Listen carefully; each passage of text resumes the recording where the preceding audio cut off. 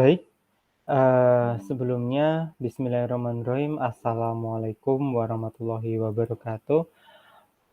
Untuk pertemuan hari ini kita akan membahas yaitu cara pengukuran pada jaringan, terutama, histomorfometri gitu ya, karena yang namanya jaringan dan sel bentuknya itu berbeda-beda sehingga, kita juga memiliki cara khusus untuk mengukurnya. Nah, ada berbagai macam aplikasi yang digunakan untuk mengukur, salah satunya ada image raster, kemudian ada ImageG. Nah, itu kalian bisa gunakan beberapa aplikasi tersebut.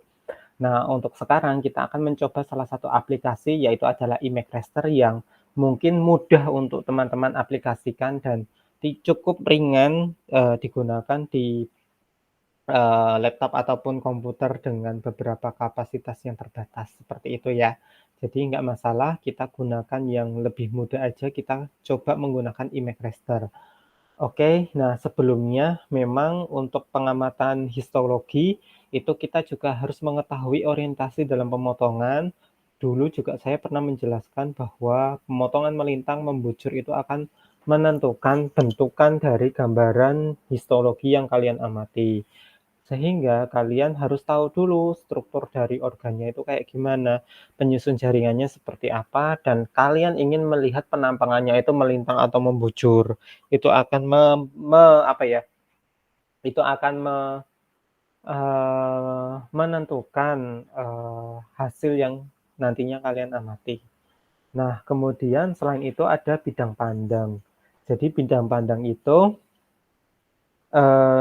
berfungsi untuk, mengetahui kira-kira apakah semua yang kalian amati itu representatif atau tidak, mewakili dari organ utuh atau tidak. Saya kasih contoh, misal, sel ini buah-buahan ini saya anggap sebagai sel yang kemudian menyusun sebuah organ. Nah, apakah kemudian saat kalian mengamati dalam satu bidang pandang tertentu di mikroskop, itu kemudian sudah mewakili atau tidak? Nah, saya kasih contoh seperti ini.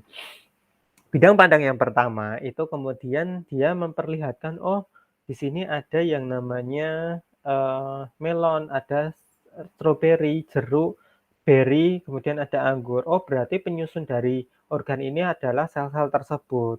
Apakah itu representatif atau tidak? Kenapa? Karena di bawah sini ada kiwi, kiwi nggak terlihat, padahal kiwi menyusun selnya, tetapi karena nggak terlihat kemudian dibilangnya tidak ada, maka datanya tidak akurat. Nah, dari situ maka pada saat kita mengamati menggunakan mikroskop, kita perlu yang namanya ulangan atau bidang pandang yang lain. Kita bisa menggunakan 5 kali bidang pandang atau kita bisa menggunakan 10 kali bidang pandang agar datanya akurat. Kalau di sini kita kasih contoh 3 kali bidang pandang, maka, oh di sini kiwi terlihat, berarti ada penyusun, kiwi pada organ ini. Oh, ada penyusun apel pada bidang pandang yang ketiga, seperti itu. Jadi perlu yang namanya ulangan, terutama pada pengamatan preparat yang dalam satu bidang pandang itu tidak mencakup seluruh gambaran dari jaringan ataupun preparat secara utuh. Seperti itu ya teman-teman semua. Nah, kita akan coba menggunakan alat yang, nah di sini salah satu contoh ya, kita bisa mengukur secara sistematis gitu ya, 6 misalnya 1, 2, 3, 4, 5, 6 bidang pandang yang kita amati di dalam mikroskop.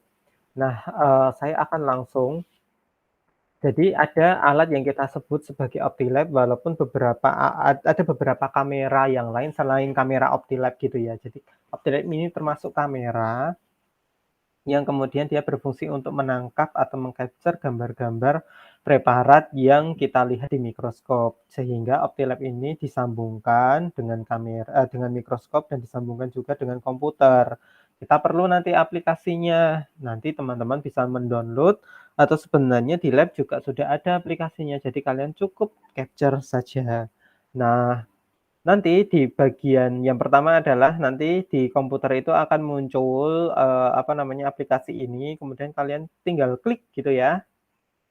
Nah, nanti pertamanya buram, tetapi kalau sudah terkoneksi dengan mikroskop, maka preparnya akan nampak terlihat. Kalau sudah terlihat dengan jelas, kalian ingin mengambil gambarnya, cukup kalian tekan capture pada kamera yang ada di sini. Ini berfungsi untuk mengambil gambar. Nah, kalau sudah selesai, kalian tinggal save gitu ya, save as, kemudian nama filenya apa, dan di sini formatnya kalian bisa atur antara JPEG atau PNG. Bagaimana dengan video? Sama juga gitu ya. Di sini nanti kalian klik tombol rekam video, kemudian nanti videonya akan berjalan, kemudian di sini adalah status rekam. Jadi berapa menit, berapa detik gitu ya, itu, rekaman video akan berjalan, kemudian nanti di sini ada tombol stop untuk mengakhiri, video tersebut. Kalau sudah selesai ya tinggal save, kemudian nama videonya apa. Ada berbagai contoh yang lain seperti mengambil banyak foto secara berurutan dan fungsi-fungsi pengatur yang lain, mengubah resolusi, mengubah kompresi rekaman video, dan mengubah bahasa. Nah, itu salah satu, Optilab, kemudian hasilnya seperti apa, mungkin saya langsung berikan contoh teman-teman semua. Mohon maaf. Nah, di sini adalah gambar yang berhasil saya capture, yang berhasil saya tangkap. Ini adalah intestinum yang menggunakan perbesaran lensa objektif 10 kali. Ini tubulus seminiferus yang menggunakan perbesaran lensa objektif 10 kali. Ini tubulus seminiferus dengan perbesaran lensa objektif 40 kali. Nah, coba kita mengukur ya. Nah, salah satu contoh kita mencoba mengukur tubulus seminiferus yang ada di sini yang di testis gitu ya. Kan testis itu penyusunnya tubulus seminiferus. Nah, bagaimana cara kita mengukurnya? Coba kita menggunakan aplikasi yang kita sebut sebagai image raster. Bukan Optilab, karena Optilab itu berfungsi untuk menangkap, kalau image raster itu berfungsi untuk mengukur. Jadi hasilnya dari hasil yang ditangkap dari Optilab itu kemudian diukur menggunakan image raster. Nah, nanti kalau kalian sudah install, aplikasinya seperti ini gambarannya, kemudian kalian klik. Paling mudah nanti teman-teman saya sarankan menggunakan, menggunakan mouse gitu ya, karena di situ ada kursor, roll yang di tengah itu akan mempermudah kalian terutama untuk mengamati resolusi gitu ya. Itu Kak, dan, geser antara kiri kanan itu lebih mudah pakai mouse. Ini saya menggunakan mouse. Nah, hal yang pertama kita lakukan itu adalah, gambarnya itu ditaruh di aplikasi ini dulu. Jadi caranya adalah klik, folder, double klik gitu ya. Kemudian karena di sini saya simpan di folder ini, silakan kalian klik. Nah, yang pertama kita pakai yang tubulus seminiferus perbesaran 10 kali dulu ya. Klik. Nah, seperti ini teman-teman semua. Nah, ini saya pakai, mouse gitu ya, saya bisa zoom zoom zoom kecil, zoom besar gitu, saya bisa atur. Nah, ini sudah masuk ke dalam aplikasi image raster. Terus apa yang perlu kita lakukan? Kita bisa mengukur diameter, kita bisa mengukur luas, kita bisa menghitung jumlah sel-selnya dari aplikasi ini. Oke, yang pertama kali yang kita lakukan apa? Sebelum kita mengukurnya, kita harus mengkalibrasikan. Karena kita nggak tahu ini, komputernya belum paham, ini itu perbesarannya apakah 10 kali, 4 kali, 40 kali, atau 100 kali lensa objektif.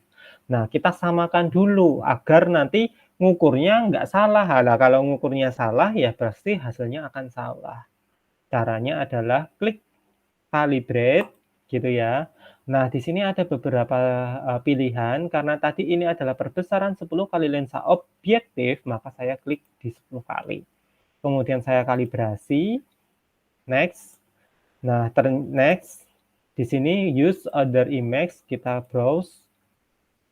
Nah, kalibrasinya pakai apa? Pakai penggaris yang sebelumnya kita tangkap juga menggunakan Optilab sesuai dengan ukurannya masing-masing. Di sini ada penggaris yang ditangkap menggunakan lensa objektif 4 kali, di sini ditangkap lensa objektif 10 kali, di sini lensa objektif 40 kali, tetapi dia secara horizontal karena nggak semuanya bisa full seperti yang 10 kali ya. Kemudian di sini 40 kali secara vertikal. Nah, karena tadi gambarnya itu adalah perbesaran 10 kali, maka kita klik gambar yang di sini. Kita pakai penggaris yang perbesarannya 10 kali. Open. kemudian next teman-teman semua. Nah, ini udah nih, gini ya, gambarnya seperti ini. Nah, kita kalibrasi bahwa yang namanya penggaris ini ada ukurannya. Ini adalah satu div. Satu div itu seperti ini. Ini adalah satu div dari sini sampai ke sini. Nah, ini adalah satu div. Satu div ini ukurannya berapa? 0,01 milimeter atau sekitar 10 mikrometer. Jadi kita bisa klik di sini 0,01 mikrometer. Milimeter. Klik. Tapi karena di sini nggak bisa pakai 0 koma gitu ya, satuannya harus utuh, nggak bisa 0,0 gitu, nggak bisa 0,1 pun juga nggak bisa, maka kita gunakan satuan yang mikrometer. Nah, di sini pakai mikrometer tadi berapa? Satu div adalah 10 mikrometer. Ini harus hafal teman-teman semua. Next. Kemudian kita kalibrasi sumbu Y, browse, gitu ya. Nah, di sini sama juga gambarnya. Next. Nah, kalau sumbu Y garisnya ini dari atas ke bawah. Jadi ini ya, dari sini ke sini teman-teman semua. Ini jaraknya adalah 10. Nah, ini loh fungsi dari kalibrasi itu. Jarak yang di sini, nah kita samakan, oh harusnya di sini adalah 10 mikrometer. Saya ketik 10 mikrometer dan komputer itu membacanya 10 mikrometer. Ini sama nih, maka kita kalibrasikan. Next. Nah, sehingga jarak di sini adalah 100 mikrometer, di sini 100 mikrometer. Jadi kira-kira skala segini itu 100 mikrometer teman-teman semua. Kalau sudah next, kemudian finish. Nah, cara ngeceknya gimana? Hasil dari kalibrasi tadi. Kalian tinggal klik skala di sini, skalanya, kemudian enable scale. Nah, akan muncul di sini ya, jaraknya segini adalah 100 mikrometer. Oke, seperti itu. Nah, skalanya. Nah, dan ternyata skala yang ada di sini itu kita bisa hapus teman-teman semua, misalnya ya. Karena biasanya kalau kalian baca jurnal itu kan biasanya skalanya cuma di bawah sini toh. Nah, cuma di bawah sini toh. Enggak ada 2. Nah, ini 100 ini bisa. Dan kalian juga bisa atur. Di sini, di atas, di bawah, di tengah, di samping, kiri atas, kiri bawah, dan lain sebagainya. Nah, kemudian jarak dari sini itu pun juga bisa kalian atur. Bukan hanya 100 saja, tetapi misalnya di sini 500. Segini adalah skalanya 500. Kalian juga bisa atur 250. Nah, misal gini, ini kan pas. Skalanya adalah 250. Nah, ini bisa milimeter. Nah, 250 milimeter pasti panjang banget. Ya, mikrometer. Gitu ya. Nah, kemudian di sini garisnya bisa diganti. Nah, gitu. Fontnya pun juga bisa diganti sesuai dengan yang kalian suka. Nah, ini selesai nih skalanya. Skalanya selesai. Kalau sudah selesai, apa yang kita lakukan? Coba kita mengukur diameter contohnya. Kalau mengukur diameter, di sini ada measure, kemudian klik garis gitu ya. Nah, kalau sudah diklik, nih diameternya. Dari tubulisme universe itu kita klik, ceklek. Ketemu 288,25 mikrometer. Atau coba kita lagi klik, ceklek. 334,82 mikrometer. Gitu ya, sangat jelas sekali. Pak, kalau misalnya saya pengen garisnya di sini agak menceng-menceng ya, ini saya pengen ngukur yang ada di sini. Kalian bisa pakai multi line. Jadi caranya kalian klik gitu ya. Coba saya perbesar dulu nih. Nah, seperti ini, klik cetik cetik cetik cetik garis di sini. Saya pengen lihat panjangnya kayak gini tuh berapa sih, Pak, gitu kan. Kalau sudah selesai klik kanan finish. Nah, ketemu 524,06 mikrometer. Saya pengen ini Pak, apa namanya, luas. Nah, kalau luas kalian bisa pakai rectangle, kemudian di sini rectangle itu luasnya kotak ya, jadi satu kotakan luas di sini tuh berapa? Oh, di sini, apa namanya, panjang dan lebarnya 298, 314,60 mikrometer, tetapi luasnya adalah 93.884,22 mikrometer, ini adalah luasnya. "Pak, ini kan tubulus omnivorous bulat, saya pengen luasnya itu benar-benar akurat datanya." Kalian bisa pakai yang namanya poligon, diklik di sini. Nah, kalau saya untuk bentuk karena sel itu bentuknya tidak ada yang kotak, benar-benar kotak gitu ya, kecuali kalau ada dinding sel, tapi itu yang namanya jaringan hewan pasti nggak ada yang namanya dinding sel ya. Nah, kalian bisa pakai poligon ini yang paling tepat untuk menghitung luas. Jadi di sini klik gitu ya. Gitu, klik terus sampai melingkari karena kita menghitung luas teman-teman semua. Jadi nggak perlu pakai rumus gitu ya, pakai rumus matematika untuk itu. Kita cukup klik klik klik klik gitu aja, kemudian klik kanan finish. Nah, ini areanya ketemu nih. Ini loh teman-teman semua, areanya ketemu 66.691 perimeter atau kelilingnya 928,4088 mikrometer. Dan kita juga bisa atur ini teman-teman semua, garisnya kayak gimana. Mau hijau, mau pink, mau biru, mau merah, itu kita bisa atur. Nah, ini ya, di sini kita mau ukur diameternya, nah warnanya mau pink gitu ya. Nah, ini bisa kita ukur. Gitu cara pengukuran teman-teman semua.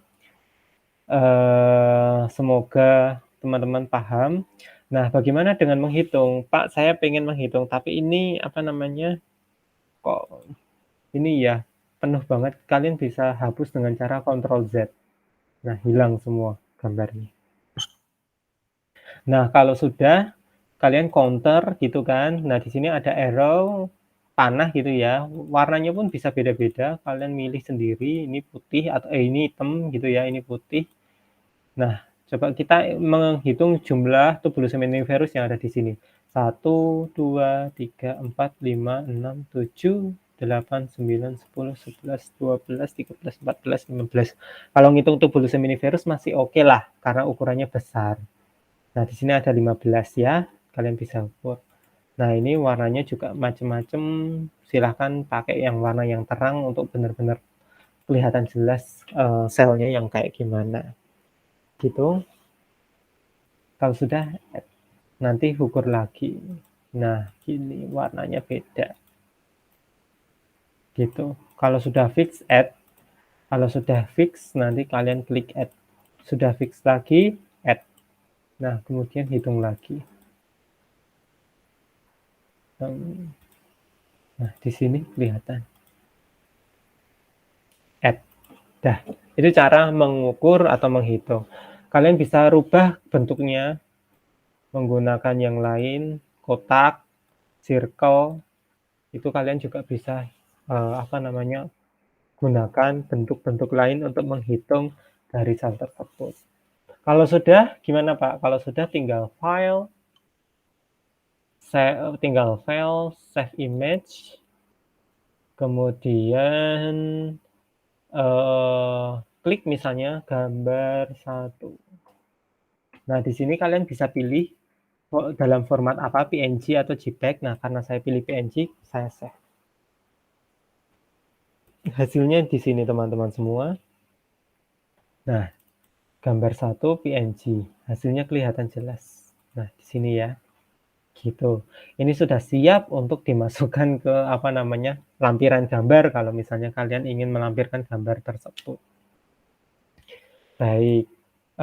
Kemudian apa yang perlu kita kita lakukan kalau misalnya gambar tadi itu perbesarannya beda. Kalau perbesarannya beda, kita bisa kalibrasi ulang lagi. Contoh ya, kita coba kalibrasi di sini. Saya pakai, sebelum ke tubulus omnivorous yang 40 kali, coba di intestinum klik. Nah, di sini. Karena tadi saya sudah kalibrasi 10 kali ya, karena ini gambarnya perbesaran 10 kali ya, kita tinggal scale aja. Nah, segini 100 mikrometer, kemudian kita ukur panjang dari fili. Biasanya di tengah sini, kemudian kita tarik teman-teman semua. Keluar nih, panjangnya 1079,37 mikrometer. diameternya, klik dari sini ke sini. Nah, ini 111,87 mikrometer. Nah, ini adalah panjang dari villi yang ada pada intestinum. Kalau sudah file save image gitu ya, gambar 2. Oke, tadi bagaimana dengan perbesaran yang lain? Ya udah kita coba dulu. Kita open dulu gitu ya. Kita open pakai Tubulus Miniverse yang ini.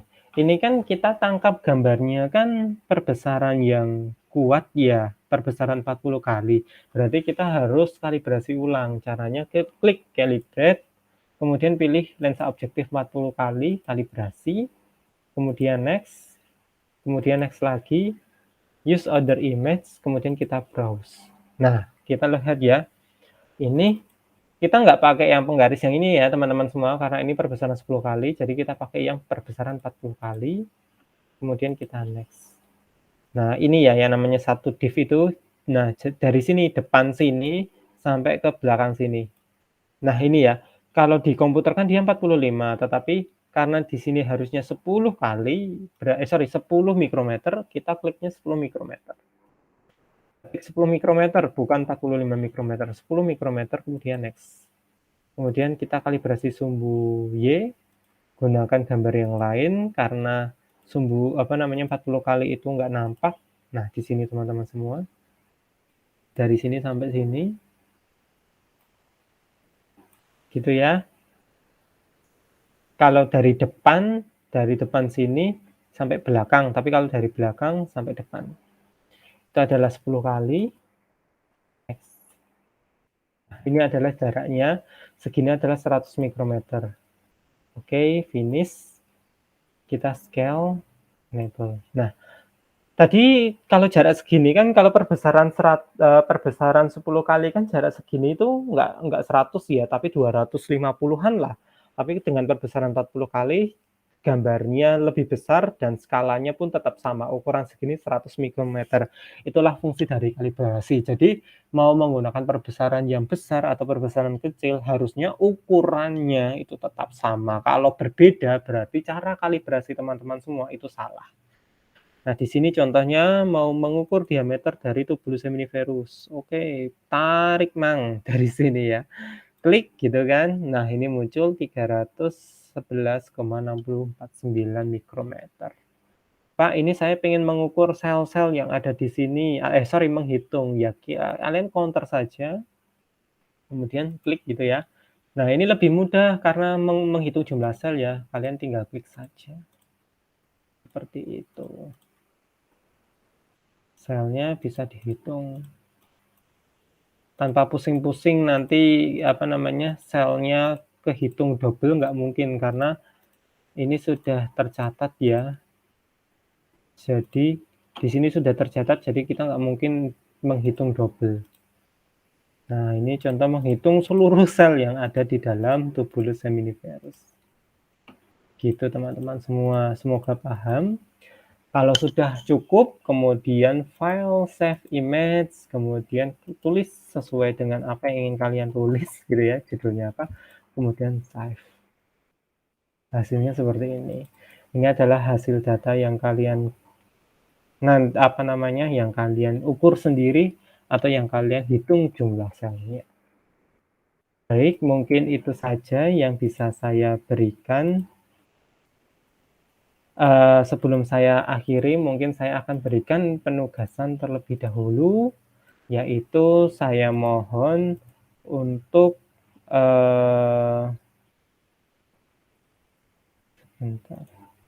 stop sharing. Nah, saya memohon untuk teman-teman semua, nanti saya akan kirimkan gambar ya, entah nanti ada yang dapat Tubulus seminiferus atau ada yang dapat intestinum, ya silahkan. Nanti tugasnya sesuai dengan yang saya tuliskan di Google Classroom. Silahkan kalian menginstal image raster, kemudian nanti saya minta mengukur beberapa parameter pada jaringan. Kemudian hasil gambarnya nanti silahkan di-upload sekalian presensi. Gitu ya. Jadi perhatikan dengan seksama materi yang saya berikan pada hari ini. cukup singkat tetapi semoga dapat bermanfaat. Sekian terima kasih, saya akhiri. Wassalamualaikum warahmatullahi wabarakatuh.